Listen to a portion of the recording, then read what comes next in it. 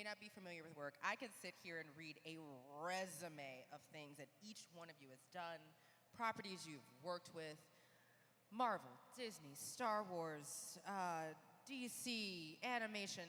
But what I would love to do, starting off with you, Andy, and moving this way, talk about what you feel like is like the highlights of your resume, what you are so proud of as an artist to have done in your career. Well, yeah, I've been working for a long time. I think right now I'm happiest working on Blackwood with Veronica for Dark Horse Comics because we own it. So that's, as an artist, that is our retirement plan. So once Blackwood becomes a TV series, and this is a Blackwood convention, things will be pretty good. Sabrina the Teenage Witch, we do that for Archie Comics, and that's a lot of fun. And I think, you know, I like scary things, so anything that I've ever done that is kind of frightening, Dracula, a Batman graphic novel, things like that, I really enjoy. I also worked in animation for a while. I worked on Animaniacs and Batman Beyond. For Animaniacs, if you remember the episode where they parodied Star Trek, I laid that out, and I had so much fun with that. That was a blast. The Leonard Nimoy one. Yeah, the Leonard Nimoy one. You did yeah. that one. That so One of the greatest animated episodes of all time. it was great. It was a lot of fun. But that's it. Hi, I work on Sabrina the Teenage Witch for Archie Comics. I actually started my first professional work with Archie. So I had done the Riverdale art pitch that they brought to get the show made, which was kind of cool. And they might have cast people, I heard, with my art. I'm not really sure about that. But then from that, they had me draw a few issues of Archie. So I worked on that reboot. And now I work for Dark Horse, and I'm still working for Archie Comics. I've done a bunch of little things, like for Marvel I did Howard the Duck and Silk. I worked on Spider-Woman for a little while. So I enjoy now that Andy and I can work together on Sabrina. It's really fun. And for those who don't know, they're married. Yeah, we're a married couple. And they work together. It's fun. possible. It is. It's really fun. Erin? So I've done a lot of freelance projects over the years, but by far the job I'm working on now of getting to do Lucasfilms with merchandise art for the Star Wars division is probably my favorite. Getting to have my art on the red carpet of The Last Jedi was probably like the highlight of my career so far, and it's also helped me make an anti-cyberbullying campaign, which is by far one of the best highlights of my career so far. And Brianna. So I started out working with freelance for Disney, doing stuff for Walt Disney Imagineering, Disney Consumer Products, and eventually made my way to Disney Comics, which I did for a few years. And I was a storyboard artist on a few of their animated films, like Justice League Dark, Teen Titans, Judas Contract, and Batman and Harley Quinn. And right now I am doing children's books with Nickelodeon. So, needless to say, for those artists out there and for folks who really love this kind of work, each one of you are kind of goals for different reasons. And you've had these phenomenal paths where, and we kind of talked about this behind stage. I've talked to a lot of creators where they're like, man, I really wanted to do comic books. It's what I wanted to do as a kid. But I ended up in storyboard art, and that was my way in. Or, man, I really, really wanted to do this, but I ended up being an assistant producer and working on just covers. For you, have you always known the work that you're doing right now was what you wanted to do, or has that evolved in your career? Well, I wanted to be a movie director, and I went to the School of Visual Arts in New York, which is a comic book school and a movie school. And the first movie I started to work on, I realized I have to work with a lot of people, and I don't like people. So it's better to be a comic book artist because then I can work by myself or with my wife. Make your own movie. And make my own movies on paper. So that's what I do. Actually, the way Andy and I met was through comic books.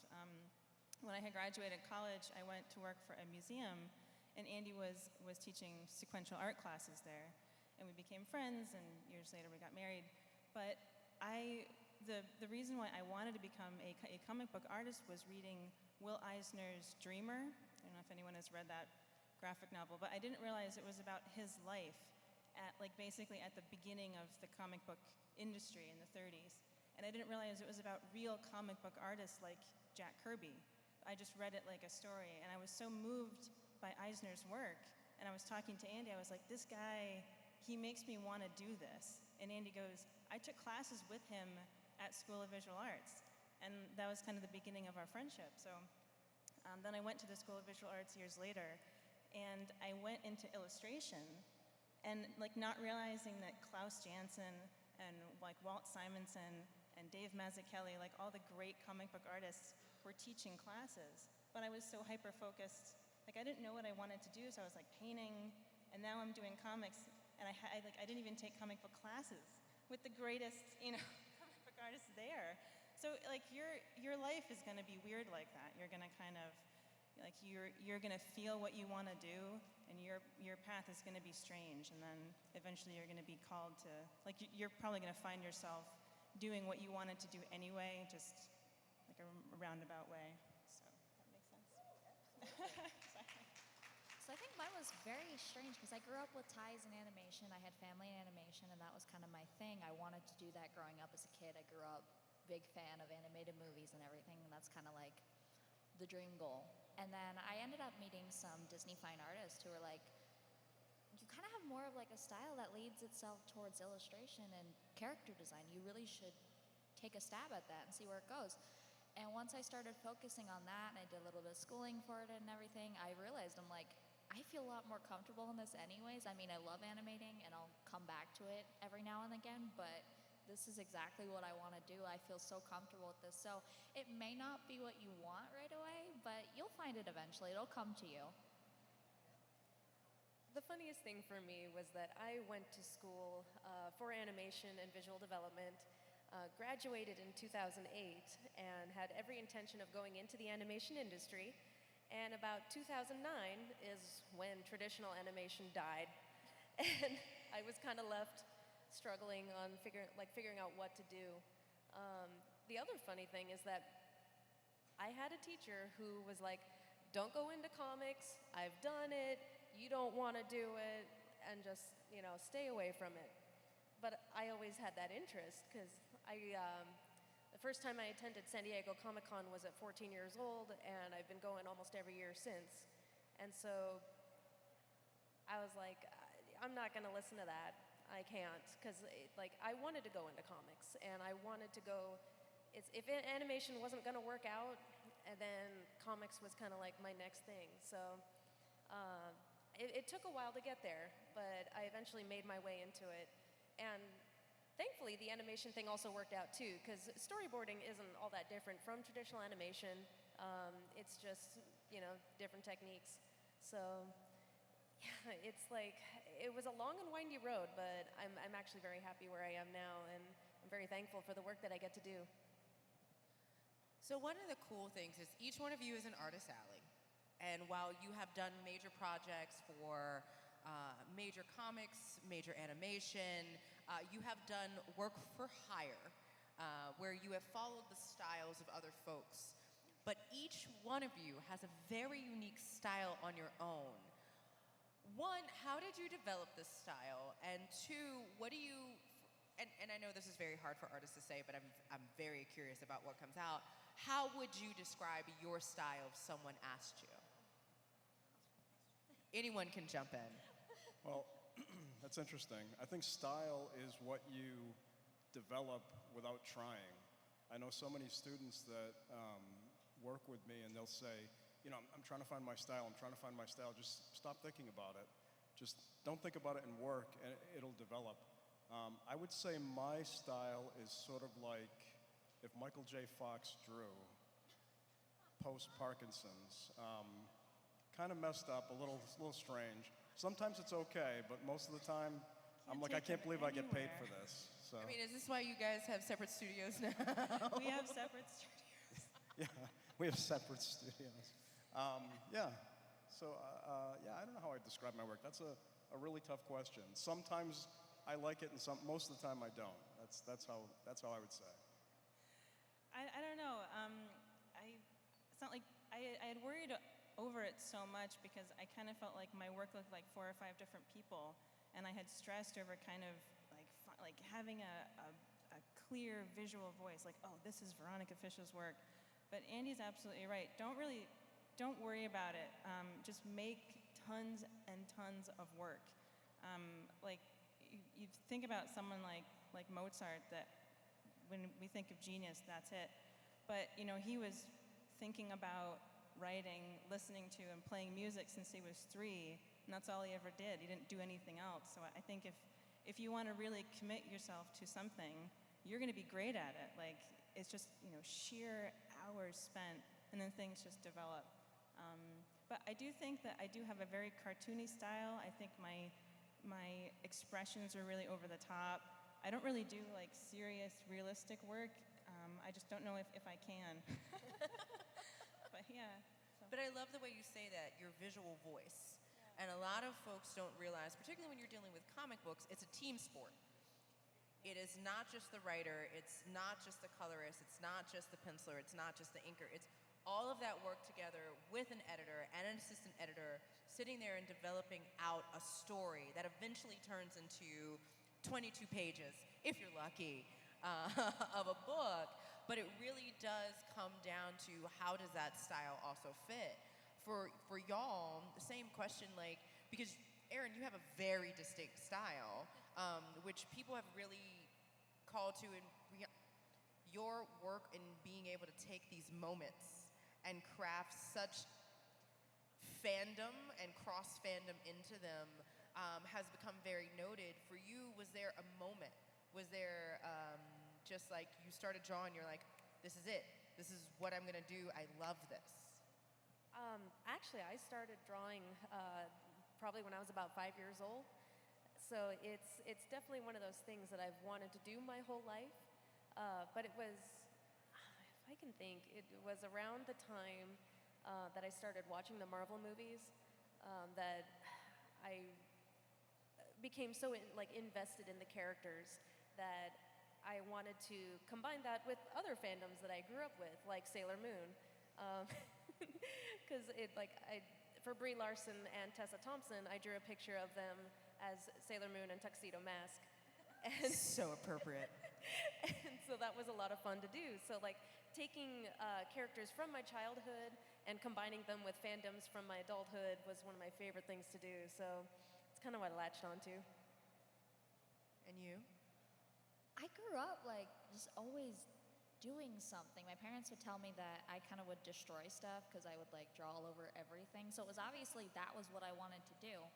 But I really grew up with the influence of comic books and the traditional Disney movies from the Golden Age because I had a deep family tie in that. And I just always wanted to I wanted to find a way to combine both elements of the action that you get from the comic books, but the cartoonish, kind of softer style from the Disney animated films. So all those years I was doing the schooling for it, my instructor would tell me, he's like, you need to find a style, you need to find a style. And I'm like, I feel so much pressure right now because I don't know if I can find my style. I don't know if I can find my voice because I'm looking in the footsteps of all of these amazing animators and amazing artists who have been legends for years. And I don't think I can stand up to that. And the moment I stopped listening to my instructor and stopped listening to hear him say, you need to find a style, I figured out oh, I can kind of combine these in my own way, and my style kind of just developed off of that. And it's for the past 5-6 years, I always tell everyone I'm always learning, I'm always trying to improve it, so it's always changing a little bit per each year, but it's kind of found this consistent streak where I combine this kind of cartoon Disney voice with my favorite comic book action moments. Well, it's safe to say that all of you started on paper, aka traditionally. But art has evolved, comic book styles have evolved, how you submit your panels has evolved, how you submit your merchandise has evolved, what you put in your sketches, it just, for lack of a better word, has evolved. And a lot of folks have this burning question, particularly those who really are just getting into this space, whether it is illustrating books, whether it is merchandise, whether it is looking at panels and covers and developing out these stories. For each one of you, in no particular order, do you prefer traditional or digital, and why? Do you even use digital? We're having this conversation that there's artists that won't do digital. They still do scans. Right. One of my favorite artists is a guy named Sean Murphy, and he's not interested in digital, like, at all. And his originals are so inspiring to me. And I've been working digitally now, like 100% digitally, for like 3 years, and it is just wearing on my soul. I mean, there are some people like Fiona Staples, who almost 90% of her work is digital.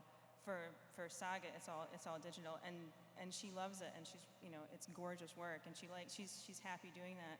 I'm not really sure.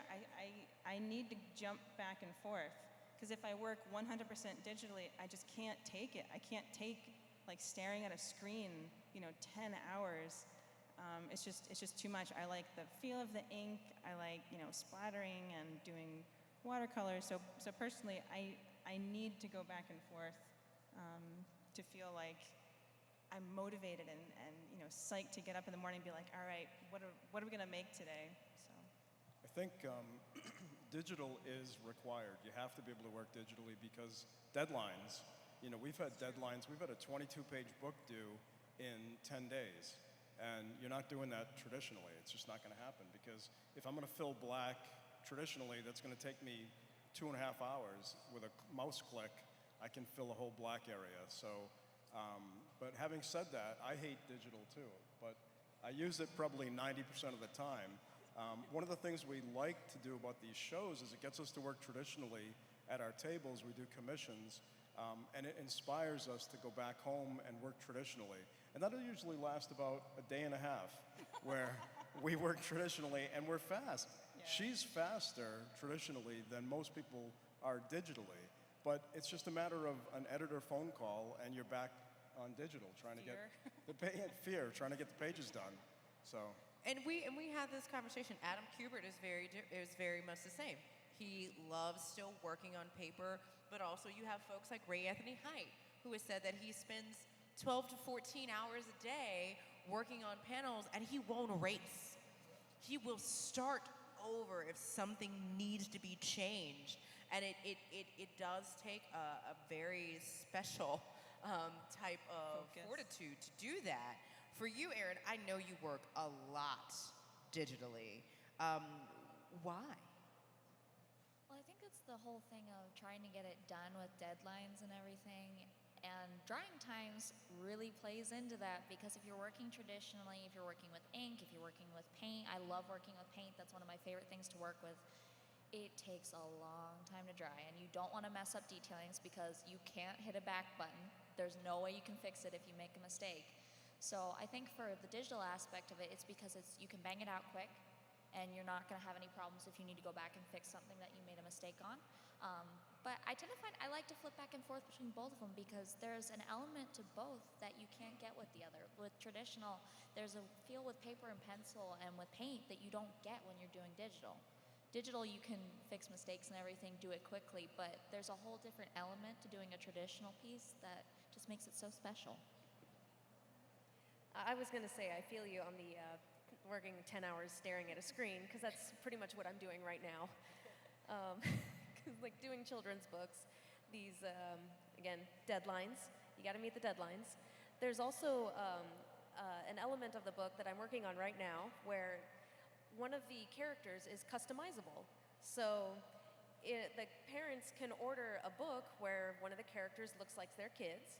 So the idea is that my job is to draw the character in different styles, different hair textures, different skin tones, different eye colors, male or female, and they all have to be in the same pose on the same page. So digital makes that a lot easier to just place the character into the page, and it saves a ton of time.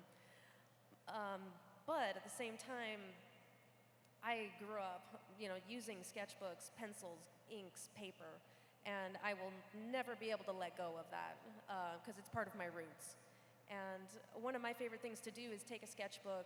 I live out in Southern California, and I'm very spoiled because I get to go to Disneyland like maybe twice a month. So I take my sketchbook with me, and I draw the people, I draw the characters, I just find a corner and sit. And I get to be in my own little world and draw what inspires me. and I can never let go of that. And to me, that's what like rejuvenates, that creative thinking. And it's like I get more inspired when I get to do that. And that's also why I enjoy challenges like Inktober, because it's hard to draw every day, but it's still a good challenge to like go back to ink and traditional and just try to do something for fun and do a fun challenge like that. You literally have the ultimate reference point. That's amazing. And a lot of folks, and if you didn't hear Inktober, which is very controversial for some people, and some people absolutely love it for that very reason, is that there is this challenge to draw something every single day. For each one of you, since we've established that you do digital, is there a preferred tablet that you use, a preferred system that you use to do that kind of work? I'm sure there are artists out there who are dying to know. Well, I'm an Apple stock holder, so I use all Mac in my studio. Are you legally obligated I'm to legally say that? obligated to say that. Apple Watch, the whole 9 yards. I use a Wacom tablet. I use an iMac. I also have an iPad and an Apple Pencil. So those are my go-to tools for digital.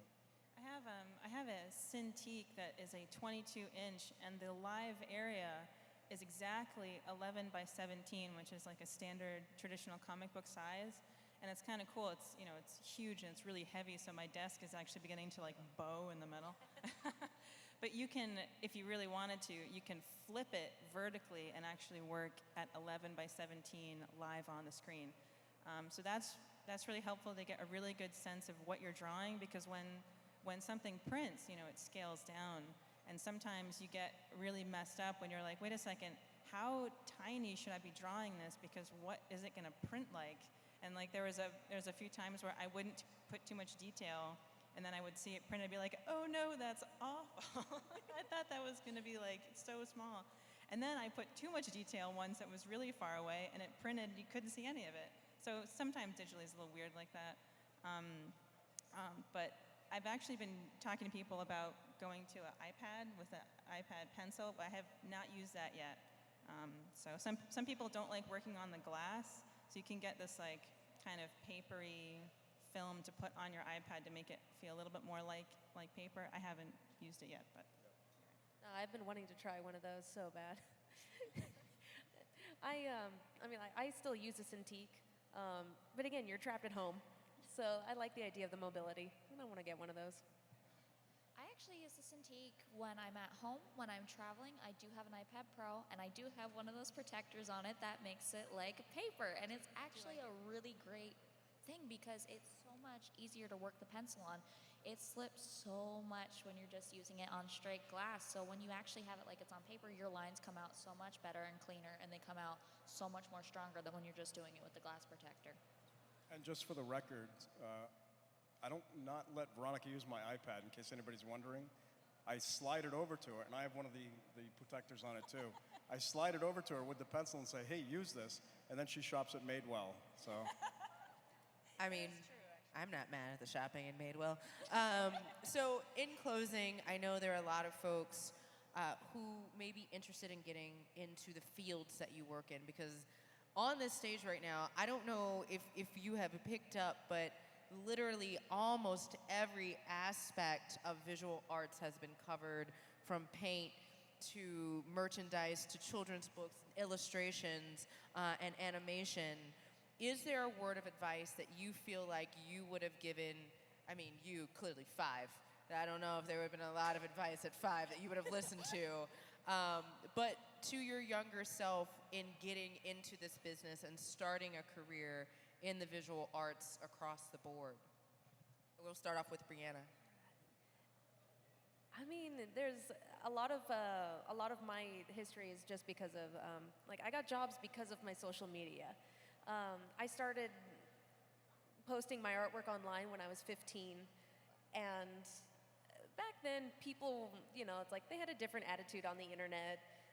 There wasn't kind of the snarky comments that you get nowadays. And it's more of just like, don't be afraid to put your art out there, and don't be afraid to show your work. because someone will notice. Like, my director at Warner Brothers literally found my art on DeviantArt and contacted me at a convention. God bless DeviantArt. Right. It's an old school one, but it still works, you know, you don't have to be up to date on every social media site. You don't have to have a Twitter and an Instagram and everything on the side. You know, I started on LiveJournal and DeviantArt, and so I still post on DeviantArt every now and then because I kind of use it as an archive. But, you know, just put your stuff out there and you will get noticed. Erin? I think my biggest tip of advice that I would have given to myself is two things. It's a two-pronged thing. One, you have to take it at your own pace. You cannot let others try to rush you or tell you to take it slower than you feel. You have to go at the pace that you feel comfortable with, because if you don't, your art is not going to turn out as well as you'd like it to. So definitely go at your own pace. Don't let people tell you, like, you need to do this, because it's your voice. It's your artistic liberty. So you take it, you do it. And the other thing I would say is, while on social media, you don't need to worry about a big following, because I think that was my biggest mistake when I first got social media, was because I had seen all these other artists that I loved and admired that I wanted to be like. You don't need that following. If your work is worth it and everyone loves it, the following will come, but it's not even about that. You want the right person to see your work. You don't want all sarcastic comments and all that. You don't want that. You want the right people to see your work. So don't worry about getting followers, don't worry about likes and everything. What matters is the content and the quality of the work that you put out. I think that's what I would tell myself. Yeah, I think just don't get, how do I say it? Successful people don't mind the day-to-day struggle. You know what I mean? Like, they don't mind that kind of long game. Just like, some days you're gonna feel great about your work, some days you're gonna feel terrible about your work, but you gotta visualize the whole thing. That don't get tired. Don't get tired like the Sisyphus, you know, pushing the rock up the hill, because that's what creative work is. It's just like every day you just push the rock up, but instead of getting down about that, you get excited about it. And I think I would tell myself, like, wake up every morning and be like, yeah, I'm gonna push that rock, and maybe today's a good day, maybe the art is great, maybe it's not so great, but whatever. Just stay positive. So. Well, I think that's all great advice. I wish you guys were around when I was little. Social media, when I was breaking in, was a postage stamp. So you had to mail samples into the companies. And I got 400 rejection letters before I got hired. And I was using them to paste, wallpaper a wall in my studio. And I had a wall, you know, believe me, full. So I think the big key is, don't let rejection set you down. You know, there are going to be people that don't like your work, or there's going to be other reasons why they don't hire you. You can't give up. I had a good friend that gave up after his first rejection letter. You can't do that. You have to just stick with it. If you believe in it, you'll be able to do it. Just work hard and get better. One of the quotes that I really like from the guy, Joel Hodgson, who did Mystery Science Theater, he had said, do what you like, and like-minded people find you. So even if no one gets what you're doing, like, you show it to people, and maybe like you get feedback and criticism, and that's great, but I mean, ultimately, just get excited, and the work that you make when you're excited, it's just the best stuff you do, and people get it, and like-minded people find you. Well, I would love to thank every single one of the creators who are here on stage today: Andy Fish, Veronica Fish, Erin Lefler, and Brianna Garcia, who came up here to tell a little bit about their work, and we get another round of applause for them. Thank you.